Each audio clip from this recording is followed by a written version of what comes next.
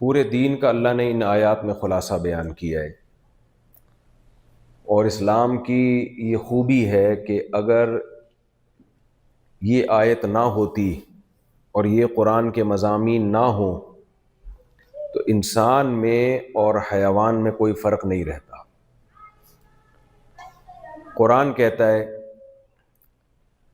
اما من طغى وآثر الحیات الدنیا، دنیا میں دو طرح کے لوگ ہیں، ایک سرکش لوگ، نافرمان لوگ، برے لوگ، اور دوسرے اچھے لوگ۔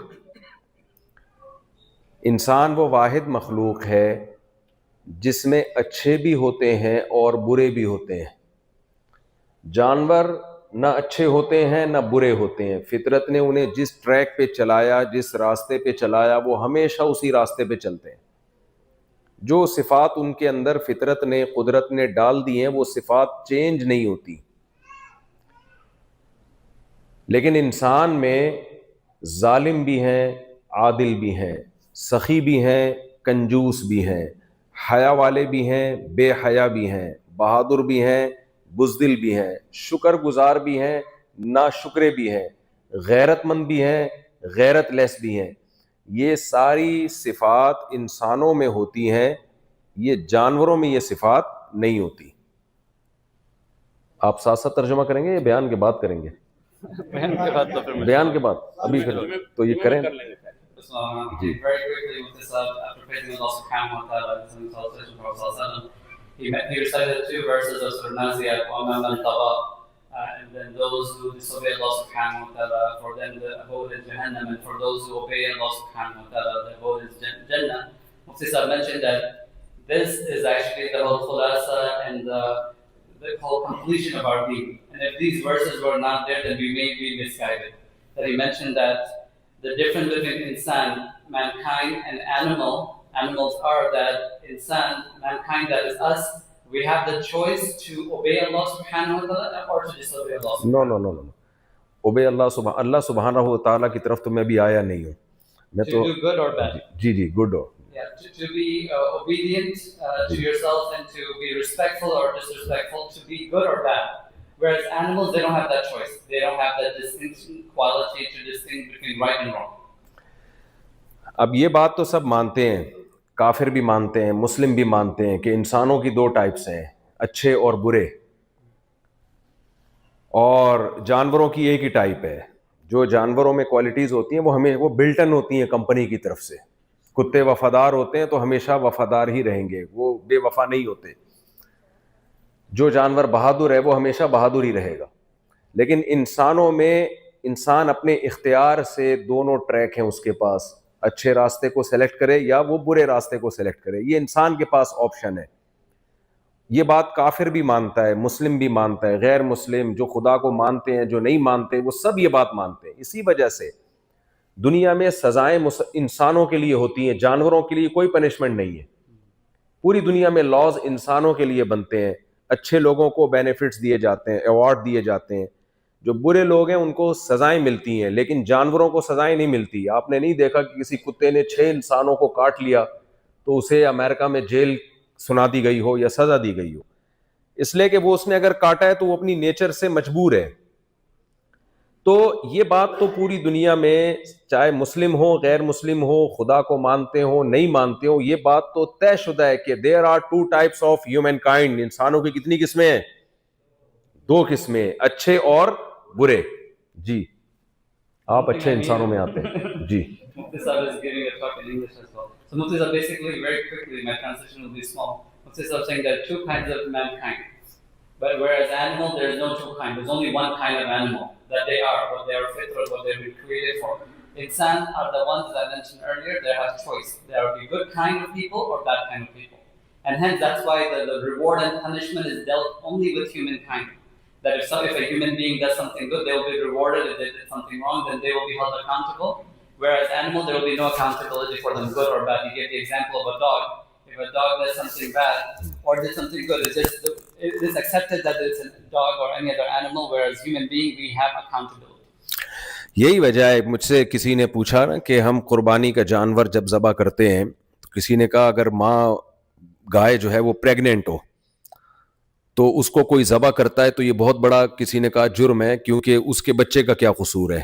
تو میں نے کہا کیا اس کی ماں نے 7 قتل کیے تھے جو ہم اس کو ذبح کر دیتے ہیں؟ قصور تو اس کی ماں کا بھی نہیں ہے. تو جانور کو ہم جو ذبح کرتے ہیں وہ کھانے کے لیے کرتے ہیں, اس کے کسی جرم کی سزا نہیں دی جا رہی ہوتی اس کو. So an example he gives is when you slaughter an animal, especially let's say for a cow, someone asked Mufti Sahib an example, what if it's a female cow, it's a pregnant cow, it's unfair that we slaughter that cow and there's a fetus or the young born which is right there. So Mufti Sahib in response is saying we are not slaughtering that animal because they have done something wrong. Rather we slaughter it because of the command of Allah subhanahu wa ta'ala has made it easy for us, so we consume, we eat that animal.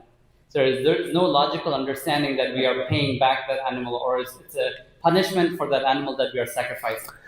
تو اب مسئلہ یہ ہے کہ یہ تو سب مانتے ہیں کہ انسان اچھا ہوگا یا برا ہوگا. اب اچھائی کی ڈیفینیشن کیا ہے؟ اچھا انسان کہتے کس کو ہیں؟ اس میں لوگوں کا اختلاف ہے. اچھا انسان کہتے کس کو ہیں؟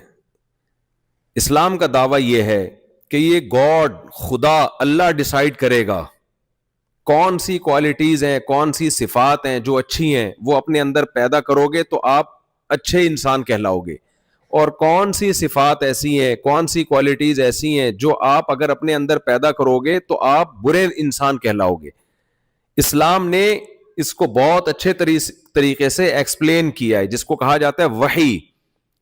خدا بتائے گا, اگر خدا نہیں بتائے گا تو انسان خود فیصلہ کریں گے, اور انسان کے لیے جب اچھائی اور برائی کا ایک کرائیٹیریا, ایک معیار متعین کرتا ہے, اس میں ڈنڈی مارتا ہے, اس میں دھاندلی کرتا ہے, 2 نمبری کرتا ہے. جی. So Mufti Sahib saying now when we speak about mankind, that the qualities of mankind, when we mentioned earlier the good and bad, when we're speaking about the good nature of a human being, who decides that? So he's saying that we get that definition of what makes a person good is what we get from Allah subhanahu wa ta'ala, wahi, because it cannot be man-made qualities or man-made criteria. Because he's saying that if we were to decide what is the criteria for being good, because of the nature of us as human beings, we will shortcut and we will make some exceptions for one another. اگر ہم انسانوں سے, خدا سے نہیں فیصلہ کرواتے کہ اچھائی کسے کہتے ہیں, برائی کسے کہتے ہیں, گاڈ سے نہیں پوچھتے, خدا سے نہیں پوچھتے, تو ہمارے پاس پھر اچھائی اور برائی کو متعین کرنے کے لیے بہت ساری چیزیں ہیں. ایک ہے کلچر. کلچر ڈیسائیڈ کرتا ہے کہ یہ اچھا ہے, یہ برا ہے. تو آپ کیا سمجھتے ہیں ہم کلچر پہ چھوڑ سکتے ہیں؟ اس کا مطلب یہ ہوا کہ اگر کلچر برا ہے تو وہ برے کو اچھا کہے گا اور اچھے کو برا کہے گا. ایک جہیز کی رسم ہے ہندوستان پاکستان میں, کس قدر لڑکیوں کی زندگیاں اس رسم نے تباہ کر دی ہیں, برباد کر دی ہیں, خودکشیوں کی رپورٹس ہیں. جہیز کلچر کیا کہتا ہے؟ بیٹی کو بغیر جہیز کے نہیں رخصت کرنا چاہیے. تو ہم اگر کلچر کو فالو کریں گے تو کلچر بہت ساری چیزوں میں ہمیں غلط چیز کی طرف لے کے جاتا. کلچر ہومو سیکسولیٹی, لوط علیہ الصلوۃ والسلام کی قوم کا جو کلچر تھا اس میں ہومو سیکسولیٹی بہت زیادہ پھیل چکی تھی. جب لوط علیہ السلام نے اپنی قوم کو سمجھایا کہ یہ برا ہے تو قوم نے کیا کہا, یہ ہمارا کلچر ہے, اگر آپ کو یہ پسند نہیں ہے تو آپ ہمارے علاقے کو چھوڑ دیں, آپ کو اس سوسائٹی میں رہنا پڑے گا تو اس کلچر کو فالو کرنا پڑے گا, اگر آپ کو یہ پسند نہیں آپ ہمارا علاقہ چھوڑ دیں. تو اس سے ہمیں پتہ چلتا ہے کہ ہم کلچر کو بیس نہیں بنا سکتے, کلچر کو بنیاد نہیں بنا سکتے کسی چیز کو اچھا یا برا کہنے میں. کلچر میں کرپشن عام ہوگی تو کلچر جو کرپشن نہیں کرے گا اس کو کلچر برا کہے گا. آپ نے دیکھا ہوگا لوگ کہتے ہیں نا یہ تو بھائی سبھی جھوٹ بولتے ہیں, سبھی 2 نمبری کرتے ہیں. تو سب کے کرنے سے, کلچر کے کرنے سے اچھی چیز بری اور بری چیز اچھی نہیں ہو جاتی. تو اس سے پتہ چلا ہمارے پاس کلچر کو فالو کرنا, یہ طے کرنے کے لیے کہ ہم کلچر سے ڈیسائیڈ کروائیں اچھا کیا ہے برا کیا ہے, یہ کوئی معقول طریقہ نہیں ہوگا. Mufti Sahib is not saying that the criterion of deciding what makes a person good are different factors. One of them is culture, a person's culture, what background they come from. He's saying if we take that as an example that defines a human being a good person, then that doesn't make sense. Why? Because in some culture things differ from one other culture.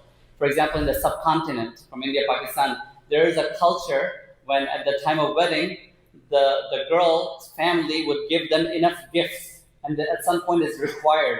But that culture doesn't make sense. It actually goes contrary to other cultures. So just because it's in the culture doesn't mean it's a good thing. Another some places there's a culture. Back in the time of Lut alayhi salam, the culture of homosexuality was predominant. But doesn't mean that just because in the culture we accept the values of that. And Mufti Sahib also mentioned in some culture they might say it's okay to lie. Everyone lies. So just because if a culture is bad doesn't mean that we adopt those qualities as a criteria for something to be good for a human being. So that he's saying that culture does not dictate the qualities for a good person. दूसरा, हमारे पास किसी चीज़ को पहचानने का रास्ता होता है अपने पेरेंट्स. इंसान अपने बाप दादा के दीन को फॉलो करता है, उनकी राय को फॉलो करता है. लेकिन अगर हम इसको बुनियाद बनाएं तो अगर बाप दादा खुद गलत रास्ते पर हुए, अवलौ काना आबाउहुम ला याक़िलून शैअन वला यहतदून, मुशरिकीन मक्का से जब कहा जाता था तुम अपने हाथों से पत्थरों को बनाते हो और फिर उनको खुदा कह के उनके सामने झुकते हो, अलहुम अर्जुलुन यमशून बिहा, क्या इनके पाँव हैं जिनसे ये चलते हैं, अम लहुम ऐदी यबतिशून बिहा, इनके हाथ हैं जिससे ये पकड़ते हैं, अम लहुम अयुन युबसिरून बिहा, इनकी आंखें हैं जिनसे ये देख सकते हैं. तो इनके पास तो जो पार्ट्स है ना उनमें देखने सुनने समझने की सलाहियत नहीं है, और तुम इनकी इबादत कर रहे हो हालांकि तुम्हारी आंखें देखती हैं, तुम इनसे अच्छे हो, इनसे ज्यादा ताकतवर हो, तो तुम ताकतवर हो के अपने हाथ से जिसको क्रिएट करते हो उसके सामने झुकते हो और इस अमल को अच्छा अमल कहते हो. तो वो कौम क्या जवाब देती थी, इन्ना वजदना आबाअना कज़ालिका यफ़अलून, हमने अपने अब्बा को भी ऐसे ही करता हुआ देखा, अपने दादा को भी, परदादा को भी, ये हमारी परंपरा है, ये हमारे बाप दादा का तरीका है. तो इससे हमें पता चला, अच्छा कुरान ने क्या कहा, अवलौ काना आबाउहुम ला याक़िलून शैअन वला यहतदून, अगर तुम्हारे पेरेंट्स से, तुम्हारे बाप दादा से गलती हो गई, अकल के खिलाफ काम किया, तो क्या फिर भी उनको फॉलो करोगे? इससे हमें पता चलता है कि हम माँ बाप भी क्राइटेरिया नहीं है इंसान को अच्छा और बुरा बनाने में. ये कोई तरीका नहीं है कि वो अपने बाप और अपनी माँ को फॉलो करे, अपने बाप दादा को फॉलो करे, अपने खानदान को फॉलो करे.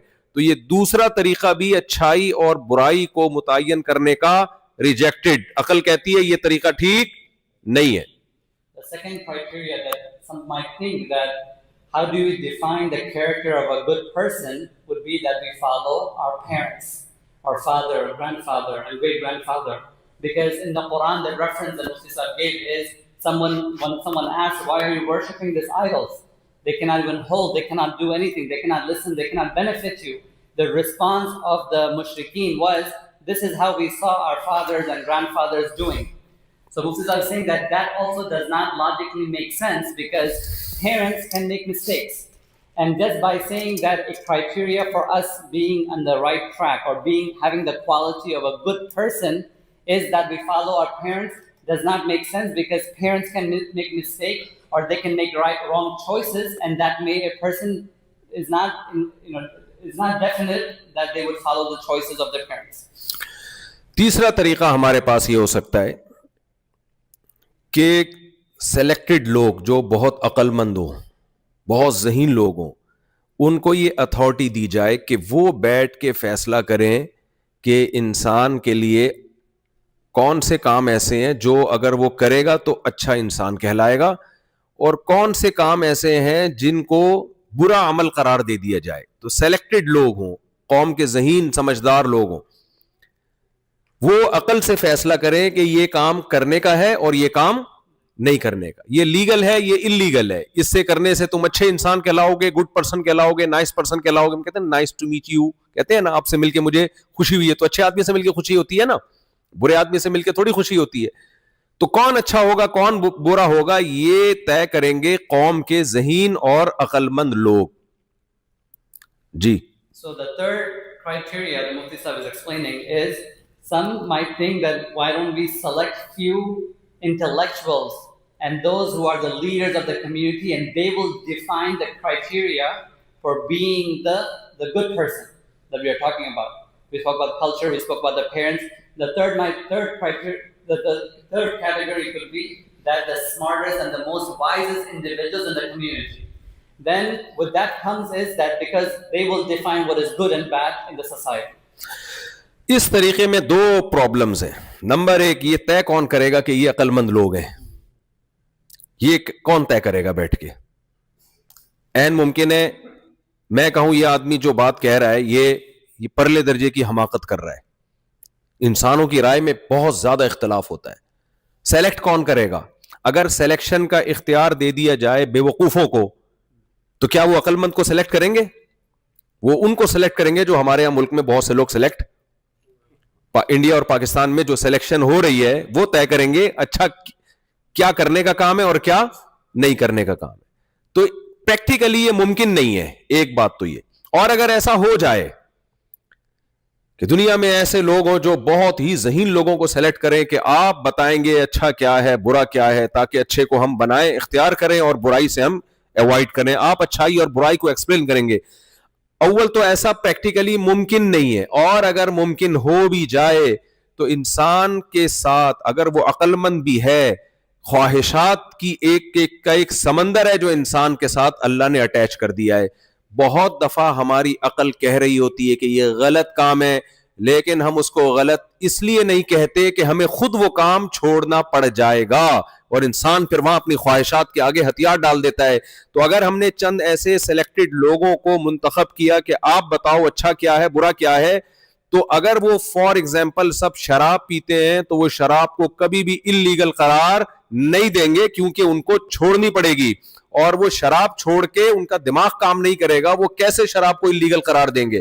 اگر ان سب کی گرل فرینڈ ہے اور وہ سب زنا کرتے ہیں تو کبھی بھی وہ زنا کو غلط ہونے کے باوجود بھی اللیگل اور برا قرار, آپ لوگ میرے سینٹنس کو مکمل کریں, وہ برا قرار نہیں دیں گے. اگر ان سب نے اپنے ابا اور اماں کو اولڈ ہاؤس میں جمع کرایا ہوا ہے تو وہ ابا اور اماں کو گھر میں رکھ کے ان کی خدمت کرنے کو اور ان کو اولڈ ہاؤس میں جمع کرانے کو اللیگل اور غیر قانونی قرار نہیں دیں گے. تو اس سے صاف پتہ چلتا ہے یہ اتھارٹی چند چیزوں میں تو انسان کے لیے ایکسپلین کر سکتا ہے اچھا کیا برا کیا ہے, لیکن 100% انسان کے پاس یہ اتھارٹی نہیں ہے کہ وہ ہمیں بتائے کہ تم نے کس چیز کو اچھا کہنا ہے اور کس چیز کو برا کہنا ہے. So in the third section or the criteria, the third one of where you select the leaders or the smart intellectual people, this is saying that there are two problems with it. The first problem is who defines that person is smart. Like if you give an option to some people, those who are not intellectual themselves, and they all decide if they think this person is the smartest, yes, according to them, but it's not really a definite reason for everyone to agree that this person is smartest. So that's one issue, that no one will be very difficult for people to agree that this group of people are the smartest.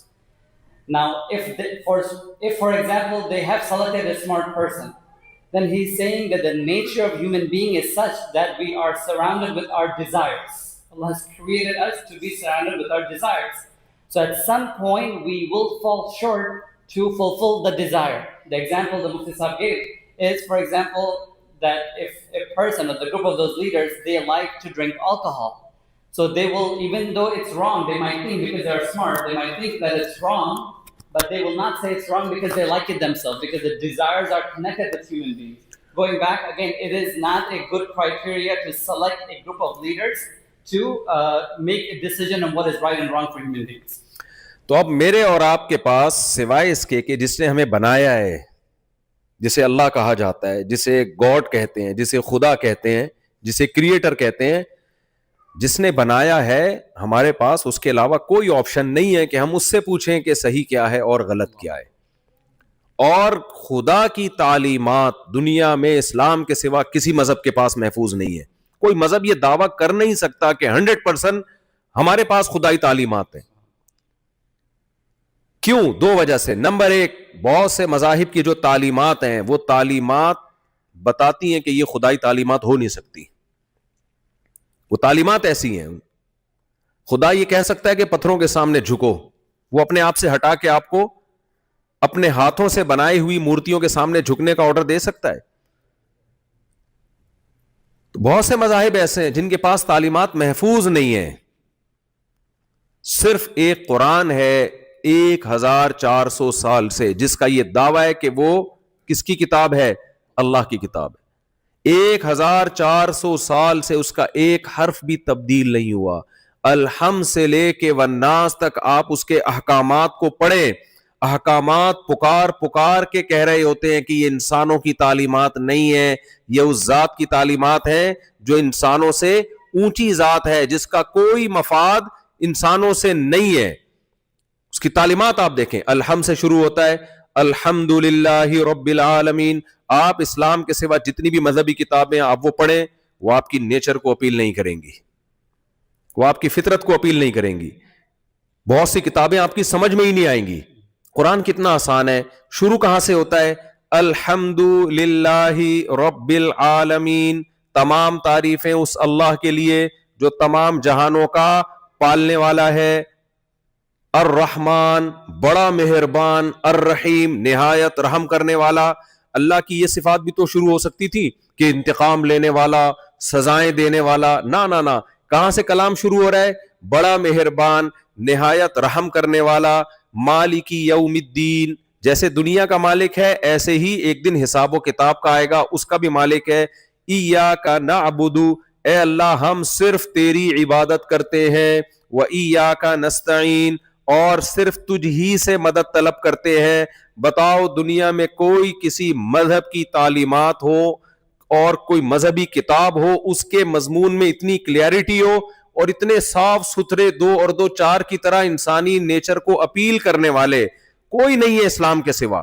تو جب کوئی ہے ہی نہیں, کوئی بتانے والا ہی نہیں ہے, کوئی مقابلے میں ہے ہی نہیں, تو میرے اور آپ کے پاس پھر یہ سیکھنے کے لیے کہ اچھا کیا ہے برا کیا, اسلام کے علاوہ کوئی آپشن بچتا نہیں ہے.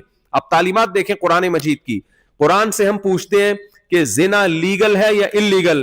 قرآن کہتا ہے لا تقربوا الزنا, زنا کے قریب بھی مت پھٹکو. انہ کان فاحشۃ, یہ بہت بڑی بے حیائی ہے. وساء سبیلا, اور اپنی خواہش کو پورا کرنے کا انتہائی بدترین راستہ ہے یہ. کیوں بدترین راستہ ہے؟ اللہ نے اس کا بھی جواب دیا قرآن کریم میں.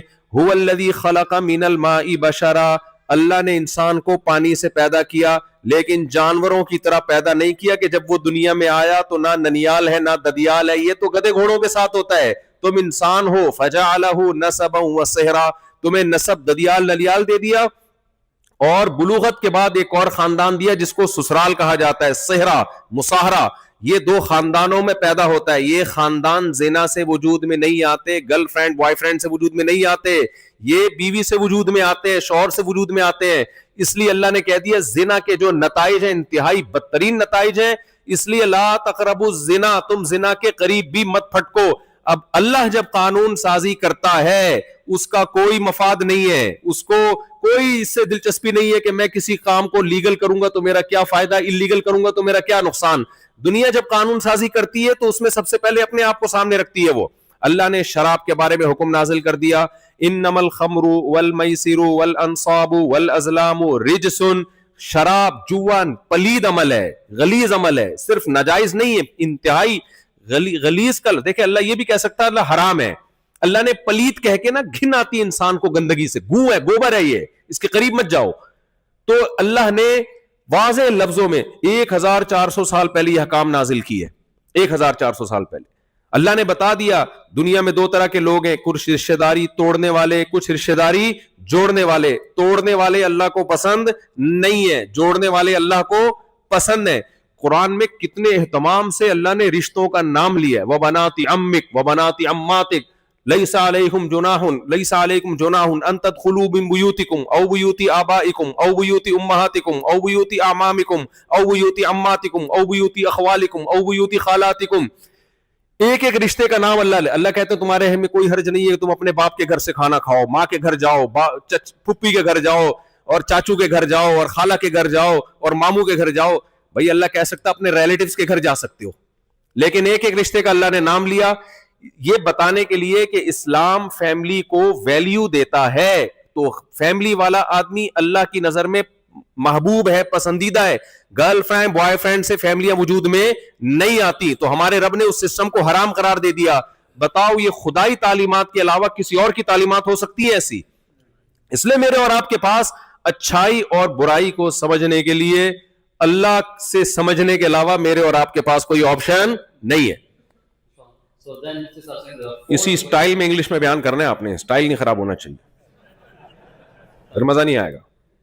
So Mufti Sahib رپورٹ نہیں پیش کرنی ہے. Mufti Sahib is saying the fourth way of understanding what is right and wrong is that we get the divine scripture from the Creator, God, Almighty Allah Subhanahu wa Taala. He mentioned that when we speak about the divine books that are present, the divine books cannot speak about, in opposite of shirk, cannot speak about that thing that someone will make or build themselves, that God will talk about, that they should worship. No, it has to be divine. Therefore, any other scripture that speaks about building a ma'bud or building something, that does not have a criteria. Another thing that he mentioned is the books that will contradict itself. The books that will contradict itself. So therefore, the only kitab, only divine book that we recognize that is there, that has not changed, and it speaks about Tawheed, is the Quran al-Kareem. That from the time it was revealed to Prophet ﷺ until this day, have never changed. 1400 years ago, it is how it was in the time of Prophet ﷺ. Now in this kitab, the Quran, the divine, the guidance for making sure that this mankind can make a selection of good and bad and will become a good person, is Allah subhanahu wa ta'ala has no benefit in providing those details. Mufti Sahib gave an example of alcohol. But so Allah subhanahu wa ta'ala has made example that this is not just haram, but this is khabith from khaba'ith. That you have to have your hatred towards this, because this is something that will benefit us as human beings. Another example was given regarding zina, that fornication, adultery, that Allah says don't even come close to it. So this is something that is not benefiting Allah subhanahu wa ta'ala. The rules and regulations in the Quran that is for mankind, for the benefit of the mankind, it does not benefit. Say after me, it does not benefit Allah. I'm trying to say Mufti Sahib style. So it does not benefit Allah subhanahu wa ta'ala. Rather, it's only for our benefit. Right? The third example that Mufti Sahib gave is that any other aspect in the Quran that is mentioned, it's for our benefit, and hence this is the guidance that Allah has kept for us, and no other kitab, there is no other guidance that has came down that would provide this. So we have to, my dear brothers and sisters, accept this as a divine command from Allah subhanahu wa ta'ala that will benefit us and will provide us the criteria of being good, and also provides the criteria of being bad, so that we can make the right choices. تو یہ جو میں نے قرآن کی آیت پڑھی ہے نا, یہی ہے. فَأَمَّا مَنْ طَغَى وَآثَرَ الْحَيَاةَ الدُّنْيَا فَإِنَّ الْجَحِيمَ هِيَ الْمَأْوَى. اللہ کہتا ہے کہ میری نظر میں برا وہ ہے کہ جب دنیا اور آخرت کا ٹکراؤ ہو, کچھ خواہشات ہماری ایسی ہیں جو حلال ہیں,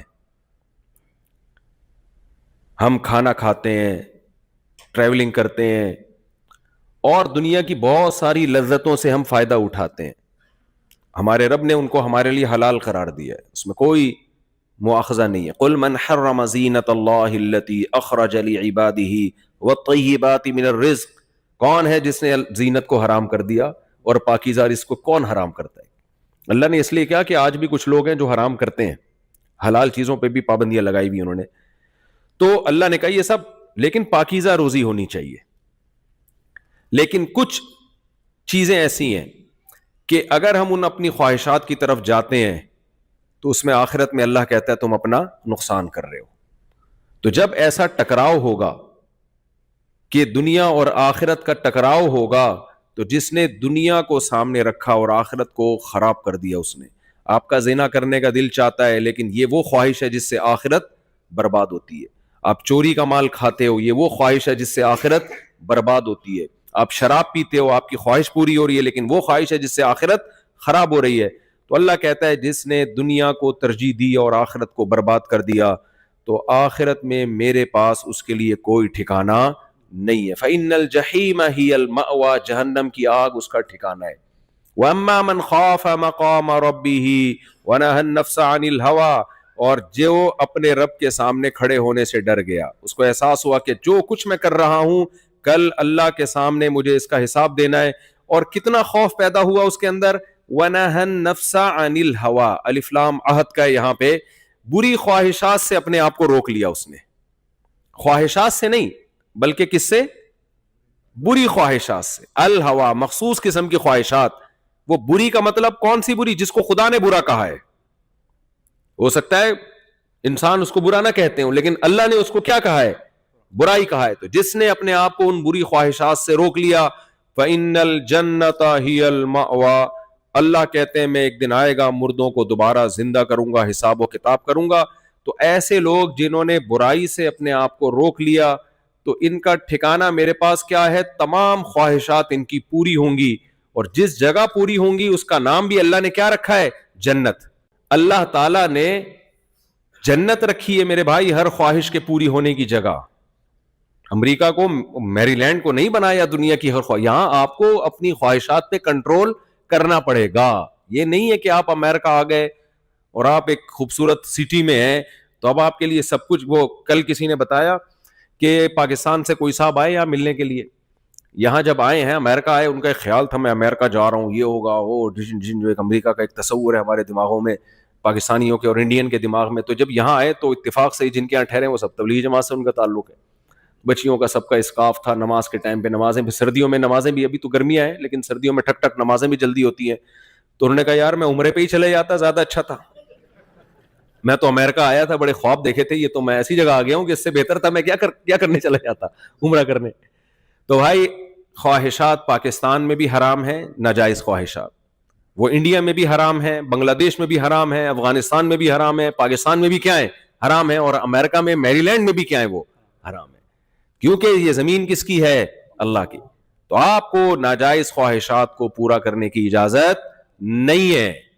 اس کے بارے میں قیامت میں اللہ سے سوال ہوگا. اور یاد رکھو, ہم شراب کو, زنا کو, جوئے کو تو حرام سمجھتے ہیں, لیکن ایک جرم ہم کر رہے ہوتے ہیں, جس اسٹیٹ میں آپ رہتے ہیں اس اسٹیٹ کے قوانین کو توڑنا اور اسٹیٹ کے ساتھ بے وفائی کرنا, پورے بینیفٹس اسٹیٹ سے لینا, اور جب اسٹیٹ کے حق ادا کرنے کی باری آئے, ٹیکس دینے کی باری آئے تو اس میں ڈنڈی مارنا. کیا یہ غیرت مند لوگوں کا کام ہو سکتا ہے؟ یوسف علیہ السلام جب مصر میں تھے تو غیر مسلم اسٹیٹ تھی, یوسف علیہ السلام سے خواب کی تعبیر پوچھی گئی, آپ نے خواب کی تعبیر بھی بتائی, اور یہ بھی بتایا کہ 7 سال جب قحط پڑے گا تو اگلے 7 سال کے لیے کیسے آپ نے مصر کی اکانومی کو مضبوط کرنا ہے, تاکہ جب قحط پڑے تو اس میں ہم کیسے 7 سال اسٹور کر سکیں. تو مصر ایک غیر مسلم اسٹیٹ تھا, اس کی ریاست کو یوسف علیہ السلام نے تباہ ہونے سے بھی بچایا, اور وہاں ایک اچھے اس طرح سے یوسف علیہ السلام وہاں رہے ہیں کہ لوگوں نے آپ ہی کو پھر اپنا بادشاہ بنایا ہے. تو ہمارے پاس قرآن میں مسلم اسٹیٹ میں کیسے رہنا ہے اس کے حکامات بھی ہیں, غیر مسلم اسٹیٹ میں کیسے رہنا ہے اس کے حکامات بھی ہیں. اس کا خلاصہ یہ ہے کہ انسان کے بچے بن کے رہنا ہے یہاں بھی, چاہے جہاں بھی رہو. کیسے رہو گے آپ؟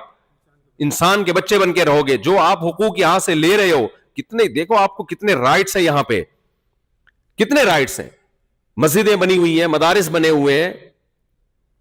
اب یہ نہیں ہے کہ آپ نے یہاں کوئی ایسا کام کرنا شروع کر دینا ہے جس سے اسٹیٹ کے لیے آپ خطرہ بننا شروع ہو جائے. اگر کوئی زیادتی ظلم ہو رہا ہے آپ کے اوپر, کوئی مسئلہ ہے, تو اس کا بھی ایک قانونی طریقہ ہے, آپ وہ قانونی طریقے کو فالو کریں. میں نے یہاں بہت سے لوگوں سے ملا, انہوں نے بتایا کہ یہ ہمارے مسائل تھے, ہم نے پراپر وے میں کام کیا, یہ مسئلہ ہمارا حل ہو گیا. تو اس طریقے سے بھی کام ہو سکتا ہے.